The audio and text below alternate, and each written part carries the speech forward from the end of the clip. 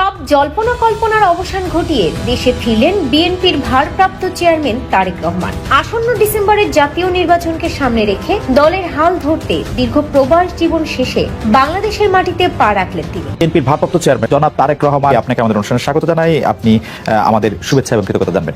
আর আমাদের সঙ্গে আরো আছেন জাতীয় নাগরিক পার্টির মুখ্য সমন্বয়ক জনাব নাসিরউদ্দিন পাটোয়ারী। জনাব নাসিরউদ্দিন পাটোয়ারী, আপনাকে আমাদের অনুষ্ঠানে স্বাগত জানাই। আপনি আমাদের সময় দেওয়ার জন্য আপনাদেরকে শুভেচ্ছা। আপনি বলেছেন বিএনপি একটা বিভ্রান্তির রাজনীতি করে। ডক্টর ইউনূস সাহেব পারছেন, এরকম কি দেখে আপনার মনে হয়েছে যে তরুণদের জন্য বিশাল কিছু করে দিয়ে গেছেন? ইউনূস সাহেবের চেয়ে ধরেন আপনার দল যদি ক্ষমতায় আসে, কারণ আমি দেখতে পাচ্ছি যে এনসিপি অনেকগুলি ভালো ভালো কথা বলতেছে, যেই ভালো ভালো কথাগুলি আসলে ডিফেন্সিভ মনে হয়, অনেক সময় মনে হয় যে ক্ষমতায় যেহেতু যাবো না তাহলে কিছু ভালো কথা বলে রাখি। সেই হিসাবে আপনাকে একটু প্রশ্ন করতে চাই যে আপনাদের দল ক্ষমতায় যদি আসে তাহলে ডক্টর ইউনূসের চেয়ে ভালোভাবে দেশ চালাতে পারবেন কিনা? পণ্য রপ্তানির ক্ষেত্রে বাংলাদেশকে দেওয়া ট্রান্সশিপমেন্ট সুবিধা বাতিল করেছে ভারত সরকার।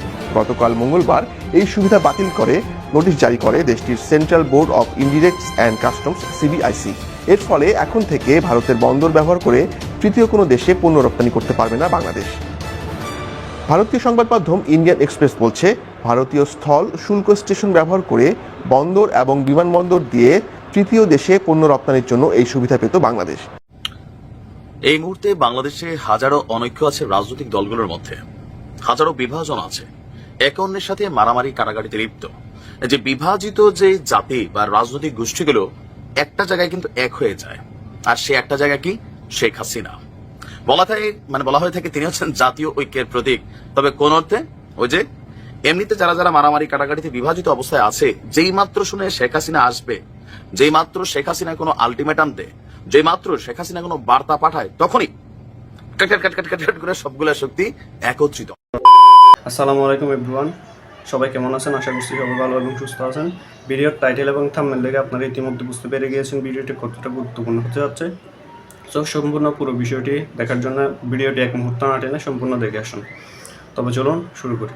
সব জল্পনা কল্পনার অবসান ঘটিয়ে দেশে ফিরলেন বিএনপির ভারপ্রাপ্ত চেয়ারম্যান তারেক রহমান। আসন্ন ডিসেম্বরের জাতীয় নির্বাচনকে সামনে রেখে দলের হাল ধরতে দীর্ঘ প্রবাস জীবন শেষে বাংলাদেশের মাটিতে পা রাখলেন তিনি। বিস্তারিত জানতে আমাদের সাথেই থাকুন। দেশের রাজনৈতিক উত্তেজনা চরমে। ছাত্র জনতার অভ্যুত্থানের পর ডক্টর ইউনূসের নেতৃত্বাধীন অন্তর্বর্তীকালীন সরকার আইন শৃঙ্খলা পরিস্থিতি নিয়ন্ত্রণে ব্যর্থ হয়েছে বলে অভিযোগ উঠেছে। ইতিমধ্যে তিনি ডিসেম্বরের মধ্যে জাতীয় নির্বাচন অনুষ্ঠানের ঘোষণা দিয়েছেন। এদিকে বিএনপির বিভিন্ন স্তরের কর্মীদের বিরুদ্ধে চাঁদাবাজি ও টেন্ডারবাজির অভিযোগ উঠেছে। বিশিষ্ট জনেরা বলছেন বিএনপির নেতৃত্বের শূন্যতা এ ধরনের অপকর্মের জন্য দায়ী। এই পরিস্থিতি সামাল দিতে এবং দলের ভাবমূর্তি পুনরুদ্ধারে দেশে ফিরছেন তারেক রহমান। রাজনৈতিক মহলে চলছে নানা গুঞ্জন। সোশ্যাল মিডিয়ায় ছড়িয়ে পড়েছে ইতিমধ্যেই তিনি দেশে ফিরেছেন। তবে সূত্রের খবর, দেশের মাটিতে পা না রাখলেও খুব শীঘ্রই তিনি দেশের মাটিতে পা রাখতে চলেছেন। বিএনপির নেতাকর্মীরা আশাবাদী তার নেতৃত্বে দল ফিরে পাবে আগের শক্তি। তবে তার এই প্রত্যাবর্তন কি বিএনপির জন্য আশীর্বাদ নাকি নতুন বিতর্কের জন্ম দেবে, তার সময়ই বলে দেবে। পরবর্তী আপডেট পেতে যমুনা লাইভের সাথেই থাকুন। বিএনপির ভারপ্রাপ্ত চেয়ারম্যান জনাব তারেক রহমান, আপনাকে আমাদের অনুষ্ঠানে স্বাগত জানাই। আপনি আমাদের শুভেচ্ছা এবং কৃতজ্ঞতা জানবেন। আর আমাদের সঙ্গে আরো আছেন জাতীয় নাগরিক পার্টির মুখ্য সমন্বয়ক জনাব নাসিরউদ্দিন পাটোয়ারী। জনাব নাসিরউদ্দিন পাটোয়ারী, আপনাকে আমাদের অনুষ্ঠানে স্বাগত জানাই। আপনি আমাদের সময় দেওয়ার জন্য আপনাদেরকে শুভেচ্ছা। আপনি বলেছেন বিএনপি একটা বিভ্রান্তির রাজনীতি করে। ডক্টর ইউনূস সাহেব পারছেন, এরকম কি দেখে আপনার মনে হয়েছে যে তরুণদের জন্য বিশাল কিছু করে দিয়ে গেছেন? ইউনূস সাহেবের চেয়ে ধরেন আপনার দল যদি ক্ষমতায় আসে, কারণ আমি দেখতে পাচ্ছি যে এনসিপি অনেকগুলি ভালো ভালো কথা বলতেছে, যেই ভালো ভালো কথাগুলি আসলে ডিফেন্সিভ মনে হয়, অনেক সময় মনে হয় যে ক্ষমতায় যেহেতু যাবো না তাহলে কিছু ভালো কথা বলে রাখি। সেই হিসাবে আপনাকে একটু প্রশ্ন করতে চাই যে আপনাদের দল ক্ষমতায় যদি আসে তাহলে ডক্টর ইউনূসের চেয়ে ভালোভাবে দেশ চালাতে পারবেন কিনা?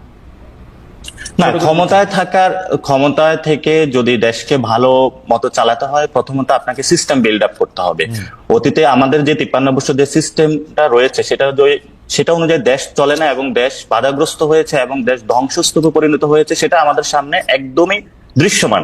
সেই জায়গা থেকে এনসিপি কি ক্ষমতায় আসবে, বিএনপি কি ক্ষমতা আসবে, সেটা কিন্তু মুখ্য বিষয় না। মুখ্য বিষয় হলো সিস্টেমের মধ্যে কে আসবে। আপনারা দেখেছেন যে এই কানাডা একটা প্রবলেমে পড়েছে, সেখানে কিন্তু তাদের সিস্টেমে মেক করে দিয়েছে, দলের মধ্য দিয়ে নতুন ভাবে প্রধানমন্ত্রী হয়েছে, এবং সেইখানে তারা কিন্তু না, সেটা ভালো কথা, সেটা ভালো কথাই বলছেন, কিন্তু আমরা আমরা আমরা আমরা এই জায়গাটায় বলে থাকি যে ডক্টর ইউনূস হোক আর যেই হোক, দেশে যদি কোনো একটি সুন্দর সিস্টেম থাকে, যে সিস্টেমের মধ্যে ব্যালেন্স অফ পাওয়ার থাকবে, যিনি প্রধানমন্ত্রী থাকবে উনি কোনো স্বৈরতান্ত্রিক ব্যবস্থার দিকে যেতে পারবেন না। আমরা যদি এমন একটা সিস্টেম তরুণ প্রজন্মের সামনে অথবা দেশবাসীর সামনে দিয়ে যেতে পারি, সেখানে এনসিপি ক্ষমতায় আসুক, বিএনপি ক্ষমতায় আসুক, যে আসুক, আমরা করি বাংলাদেশ। আমি দুইটা প্রশ্ন আপনাদের জন্য পেন্ডিং রাখবো। আমার এইখানে গুচ্ছ প্রশ্ন, ব্যবসায়ীদের থেকে চাঁদা নেন, কারা আপনাদের চাঁদা দেয় সেটা আপনারা বলেন না, আপনারা বাড়ি ভাড়া কোত্থেকে দেয় সেটা আপনারা বলেন না, আপনারা 150-155 গাড়ি করে ঘুরে বেড়ান, আপনারা আপনাদের মতো করে চলেন।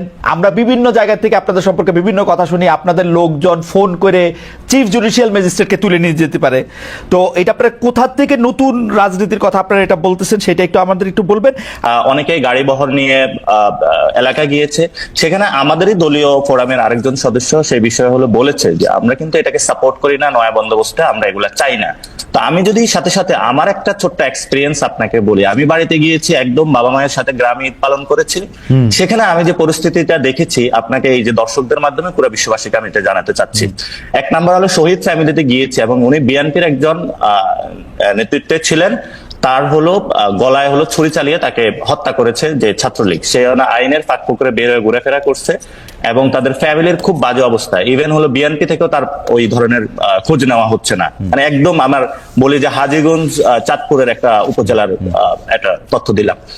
দুই নম্বরে হলো যারা সেখানে বিএনপির এমপি ক্যান্ডিডেট, তারা সেখানে গেলে দিলাম পার্ক বানিয়ে হলো হই হুল্লাড়ে ব্যস্ত, এবং সেখানে যে জনগণের যে বেসিক নিড, জনগণের কাছে যাওয়া, কেউ ওইভাবে হলো যাচ্ছে না। আপনি যাচ্ছেন, এবং সেখানে আপনি তো যাচ্ছেন, মানে আপনারা আমি হ্যাঁ আমরা যাচ্ছি, এবং মানুষের সাথে কথা বলার, একটা হলো ইলেকশনের উদ্দেশ্যে যে আমরা গিয়েছিলাম সেটা নয়, বর্তমান পরিস্থিতিতে কি চলছে, জনমানুষের যদি আমরা চা দোকানে কথা না বলি, সেই পরিস্থিতি কিন্তু মানুষের জায়গা থেকে আমরা বোঝার চেষ্টা করতে পারবো না।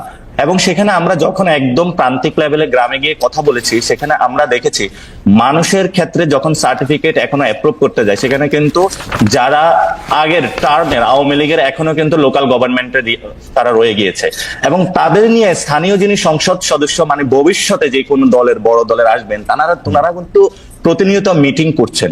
তো আমরা যেমন হলো গাড়ি বহর দেখতেছি প্রান্তিক লেভেলে, আমাদের যারা গ্রামে গিয়েছে, বিভিন্ন গঞ্জে গিয়েছে, মানুষের সাথে কথা বলেছে, এমন ধরনের অসংখ্য স্টোরি আপনাদের সামনে উঠে আসবে। এবং আমরা সেখানে গিয়েছিলাম, গতকালকে আমাদের অফিসে একটা ছেলে এসেছিল, সেখানে সংঘবদ্ধভাবে 35 জনের একটা চক্র বাসায় যখন গিয়েছে, চাঁদা না পেয়ে তার উপরে সংঘবদ্ধভাবে চক্র তার উপরে হামলা চালিয়েছে। তার স্ত্রীর বাচ্চা ছিল গাড়িতে, গলার চেইনটা কেড়ে নেওয়া হয়েছে, এবং বাচ্চা যখন গাড়িতে ছিল বলছে গাড়ি পেট্রোল দিয়ে জ্বালিয়ে দিবে। সে গতকালকে অফিসে এসে লিটার, এগুলো তো আপনাদের জন্য সুখবর, আপনারা তো এর সুফল পাবেন, মানে এটাতে আপনারা না, আমরা একটা যে সুফল পাবো, কিন্তু স্টেট লেভেলে যখন একটি দল কেন্দ্রিক এইসব ব্যবস্থা থাকে, তখন গিয়ে আপনি যখন আইন শৃঙ্খলার কথা বলবেন, তখন এটা একটু টাফ সিচুয়েশনের মধ্যে পড়তে হয়। অথচ যখন আপনি ফিউচার দল হিসাবে আপনি জনগণের সেবা দেওয়ার জন্য চিন্তা করছেন, ভোটারের কাছে যাবেন, তখন যখন আমরা এই পরিস্থিতিগুলো দেখি, তখন আপনি কতটুকু সংস্কার প্রক্রিয়ার মধ্য দিয়ে যাবেন সেটার সম্পর্কে আমরা দ্বিধান্বিত, এক নাম্বার। দুই নাম্বার জিনিস হলো, আপনি সারফেস লেভেলে বললেন সংস্কার এত পার্সেন্ট, আপনি সংবিধান সংস্কার প্রশ্ন হলো আপনি নিশ্চুপ থাকলেন। সেখানে আপনি দেখালেন যে দলীয় প্রধান যিনি, উনি কিন্তু হলো প্রেসিডেন্টের সাথে পরামর্শ করে, প্রেসিডেন্ট তার সাথে পরামর্শ করে আবার বিচার বিভাগে দিচ্ছে, নির্বাহী বিভাগ দিচ্ছে, লেজিসলেটিভ আইনসভার মধ্যে দিচ্ছে, এবং এটা তো ঈশ্বরের চেয়ে বড় শক্তিশালী সে হয়ে উঠতেছে। তো আপনি যখন ওয়েস্টমিনিস্টারের কথা বলেন, সেখানে তার কতগুলো বাউন্ডারি, কিন্তু আপনি কি বাংলাদেশের রাজনীতির বাস্তবতা, জনাব নাসিরউদ্দিন পাটোয়ারি, আপনি কি বাংলাদেশের রাজনীতির বাস্তবতা জানেন? বাংলাদেশের রাজনীতিতে যদি নানামুখী ক্ষমতার কেন্দ্র তৈরি হয়, তাহলে বাংলাদেশের এই সরকার চালানো যে বহুমুখী অসুবিধার মধ্যে ডক্টর ইউনূস এখন পড়তেছেন, তার প্রতি শ্রদ্ধা রেখেই বলতেছি যে নানা রকম ক্ষমতার কেন্দ্র তৈরি হতে, ওই রকম ক্ষমতার কেন্দ্র তৈরি হতে বাংলাদেশের মতো একটা দেশ চালানো কিন্তু আসলে ইটস নট দ্যাট ইজি। এটা আপনি একটা এক ধরনের ইউটোপিয়ান চিন্তা ভাবনা, কিন্তু এটা আসলে অনেক বক্তব্য দেওয়ার কারণে, বড় বড় অনেক সাপোর্টার বেস কথা বলার কারণে অনেকের কাছে এগুলো ইউটোপিয়ান চিন্তা মনে হয়। কিন্তু আমরা বলতেছি না যে আপনার সবগুলো আপনি 10 জনকে 10টা দিয়ে দেন, আমরা তো এটা বলতেছি না।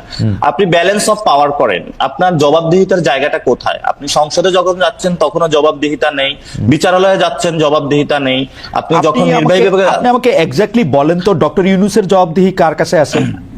আপনার যে সরকারটা প্রলং করতেছেন এইটার জবাবদিহি কার কাছে আছে? না, এটা আমি স্ট্রংলি বিরোধিতা করি, কারণ আমরা ডক্টর ইউনূসের সরকারকে প্রলঙ্গিত করার কোনো ইচ্ছাও আমাদের নাই। ঠিক আগের বক্তব্যে আপনার বক্তব্যের সারাংশই তাই ছিল যে উনি যেভাবে দেশ চালাচ্ছেন, উনি যেই উদাহরণগুলি সৃষ্টি করছেন, উনি যেভাবে এটা করছেন আপনি বলতেছেন না, কিন্তু উনি কার কাছে? না, সেটাই আমি উনি ভারতীয় প্রধানমন্ত্রীর সাথে যে দেখা করার জন্য এত ডেসপারেট হয়ে তার সাথে দেখা করলেন, সেইটাই বা উনি কার কাছে জিজ্ঞেস করছেন? চীনে গিয়ে উনি কারে কি বলবেন টলবেন সেইটাই বা কোথায় আলোচনা করছেন? হ্যাঁ, সেটাই যে আপনি যখন বললেন যে আমার বক্তব্যের সারাংশ আসতেছে যে ডক্টর ইউনূস প্রলঙ্গিত, কিন্তু সেখানে আমরা বলছিলাম যে 1000 যারা শহীদ হয়েছিল, আমরা যারা মাঠে লড়াই করেছিলাম, আমরা বলেছিলাম ডেমোক্রেটিক একটি প্রক্রিয়ার মধ্যে দেওয়ার জন্য। ডেমোক্রেটিক প্রক্রিয়ার মধ্যে যখন আমি এই কথাটা বলতেছি, তখন আমরা এই কথার সাথে কিন্তু সাংঘর্ষিক ডক্টর ইউনূসকে প্রলঙ্গিত করা, ফলত আমরা ডক্টর ইউনূস কতদিন থাকবে সেই বিষয় বা প্রলঙ্গিত করা এই বিষয়ের সাথে আমরা একমত নয়। আমরা বলেছি ডেমোক্রেটিক একটা প্রক্রিয়ার মধ্যে যাওয়া, একটা সিস্টেম ডেভেলপ করা। নাসিরুদ্দিন পাটোয়ারি, আপনি যদি ওই জায়গা থেকে শুরু করেন যে আসলে প্রথম এই যে হামলা, কারো উপরে একদম বিচার করে ফেলা, চল দেখা আসি, এইটার মধ্যে এটা শেষ করে দেই, এগুলো আপনারা শুরু করছিলেন আসলে, বা আপনাদের কাছাকাছি জায়গা থেকে শুরু হয়েছিল, আপনাদের সমর্থন ছিল। এখন কি এটা একটু আয়ত্তের বাইরে চলে গেছে কিনা? মানে সারা বিশ্বের কাছে যখন একটা বিনিয়োগ বোর্ডের একটা মিটিং হচ্ছে, তখন আমরা এটা কি প্রমাণ করলাম? ইসরায়েলের বিরুদ্ধে আমাদের প্রতিবাদ জানাইতে গিয়ে জুতার দোকানের জুতা লুট করে নিয়ে আসা, কি প্রমাণ করলাম? প্রথমত হলো এই গণঅভ্যুত্থানটা হওয়ার পরে এখানে কিন্তু সংঘবদ্ধ কোন একটা গঠিত রাজনৈতিক দল কিন্তু গণঅভ্যুত্থান ডিরেক্টলি করে নাই, ফলত এটা যে যেখানে পারে নিজের জায়গা থেকে ঝাঁপিয়ে পড়েছে, এবং পুরো জিনিসটাকে কিন্তু আমাদের গণঅভ্যুত্থানের পরে কন্টেইন করাটা আমরা করেছি। এবং এটা যতটুকু এখন স্টেবল পজিশনে মানে এসেছে, প্রায় আমাদের মাঠে 176টা মুভমেন্টের ওইখানে গিয়ে আমাদের কাজ করতে হয়েছে, এবং আমরা আমাদের যতটুকু শক্তি ছিল সর্বটুকু আমরা ব্যয় করেছি যাতে কোনো বিশৃঙ্খল না ঘটে, এবং এই ডিসঅর্গানাইজ ফোর্সটা একটা অর্গানাইজিং, এবং এটার জন্য কিন্তু আমরা প্রথমে নাগরিক কমিটি গঠন করেছিলাম, এনসিপি গঠন করেছি, এবং এটা ডেমোক্রেটিক প্রক্রিয়ার মধ্যে যাচ্ছে যাতে এইভাবে কোনো কিছু না ঘটে। আর দ্বিতীয়ত যে বিষয়টা, এটা তো খুবই নিন্দনীয় কাজ যে ঘটনাটা ঘটেছে, এবং আমাদের কিন্তু রাজনৈতিক এডুকেশন, আমরা বারবার বলে থাকি যদি আমরা বিএনপি এনসিপির এই মেজারমেন্টের মধ্যে থাকি, কিন্তু আমাদের মূল জায়গাটা আমরা যেটা কাজ করতে হবে, আমাদের দেশের যে পলিটিক্যাল কালচারের জায়গাটা থেকে মব জায়গাটা, এটা কিন্তু আগেও ছিল, আগেও বয়কট সেশন এসেছে, বিভিন্ন জায়গায় সংঘবদ্ধ হামলা হয়েছে, এবং বিভিন্ন সময় কাজগুলো হয়েছে, কিন্তু আমাদের সামনে এখন সুযোগ এসেছে যে আমরা এগুলা বন্ধ করবো কিনা, এটা আমাদের সামনে সুযোগটা এসেছে। তো বন্ধের প্রক্রিয়া শুধু পুলিশ ডিপ্লয় করলে, আপনি আর্মি ডিপ্লয় করলে অনেক সময় পারবেন না, তারা আর্মি পুলিশ বিভিন্ন জায়গায় তাদের সাথেও হলো জড়িয়ে যাচ্ছে। এটার জন্য হলো জনগণকে বিভিন্ন জায়গাতে রাজনৈতিক দলগুলো তো হলো এগিয়ে আসতে হবে, এবং এটা যেটা ছাত্র দলের উদাহরণটা এসেছে খুব ভালো, এবং আমরাও কিন্তু মন্দির পাহারা দিয়েছিলাম, এনসিপিও কিন্তু ওই জায়গায় সার্বক্ষণিক কাজ করতেছে যাতে হলো এই ধরনের কোনো প্রক্রিয়াগত মানে কাজগুলো না ঘটে। এবং ভবিষ্যতে এই ধরনের যখন প্রথম আলোতে হামলার কথা হয়েছিল, অনেকেই সেখানে গিয়েছিল, আমি নিজেই সেখানে যোগাযোগ করে গিয়েছি, এবং আমি তাদেরকে বলেছিলাম যে কোনো পরিস্থিতিতে আমরা প্রস্তুত আছি, কারণ যদি কারো বিরুদ্ধে সুনির্দিষ্ট কোনো অভিযোগ থাকে, সেটা আইন আছে, আদালত আছে, এবং আপনি সেখানে বলতে পারেন, কিন্তু এই ভিত্তিতে করা উচিত না। ফলে আমাদের সামগ্রিক সংস্কৃতিটা চেঞ্জ করতে হবে। এটা যদি আমরা করতে না পারি, তাহলে ভবিষ্যতে আপনি বিএনপি আসুক, যে কোনো দলে আসুক, একই সিস্টেম চলতে থাকবে। 1 নম্বর। 2 নম্বর জিনিসটা হলো প্লিজ, হ্যাঁ, যেটা 2 নম্বর হলো অর্থ বিলের যে বিষয়টা আপনি আমাকে সংশোধনী দিয়েছিলেন, আমার মনে হয় আপনারা আরেকটু রিভিউ করবেন, সেখানে কর আরোপ এবং আরো কিছু বিষয় আছে যেগুলো নিয়ে আমি আপনাকে পড়ে শোনাতে পারি অর্থ বিলের মধ্যে কি কি ইনক্লুডেড। অর্থ বিলের বাইরে আসলে সরকারের কোনো ব্যয় সম্ভব না, অর্থ বিলের সরকারের কোনো ব্যয় সম্ভব না। ব্যয়ের ক্ষেত্রে যেটা হলো কর আরোপ থেকে শুরু করে যে বড় বড় প্রক্রিয়াগুলোতে, সেখানে আমরা চাইনি যে কোনো বাধাগ্রস্ত সৃষ্টি হোক। দেখতে পেরেছেন ভিডিওটি কতটা গুরুত্বপূর্ণ। তো এরকম গুরুত্বপূর্ণ ভিডিও আরো পাওয়ার জন্য চ্যানেলটি অবশ্যই সাবস্ক্রাইব করে রাখবেন, এবং দেখা হচ্ছে পরবর্তী ভিডিওতে। সে পর্যন্ত সবাই ভালো থাকবেন, সুস্থ থাকবেন। আল্লাহ হাফেজ।